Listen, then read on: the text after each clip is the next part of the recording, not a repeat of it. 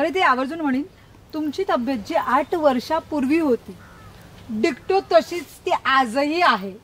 याचं गुपित काय, म्हणजे हेच सगळ्या गोष्टी आहेत? हो, हेच सगळ्या गोष्टी. आम्ही तर सकाळी 8:30ला वगैरे जेवण करतो आणि संध्याकाळी 7च्या आधीच जेवतो.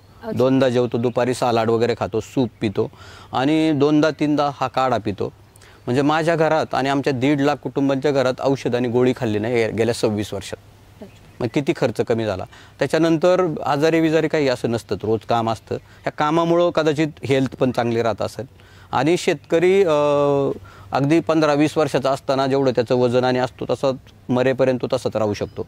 हेल्थ तशीच त्याची राहू शकते, काही आजार येणार नाही. कारण तो रोज काम करतो, कामाने दमतो, त्याच्यामुळे भूक लागते आणि खूप थकल्यामुळं रात्री झोपही लागते. लोकांना नेमके हेत नाही, भूकही लागत नाही, झोपही लागत नाही. खूप खर्च करतात, पॉयझन बॉडीत टाकतात मग ते औषधं गोळ्या, आणि त्याने खूप प्रॉब्लेम्स क्रिएट होतात. हे तुम्हाला मला काही नवीन. त्यासाठी शेती पुढं जाऊन आरोग्यासाठी पण शेती असली पाहिजे, नुसतं पोट भरण्यासाठी शेती नको. म्हणून मग ऑर्गॅनिक शेती.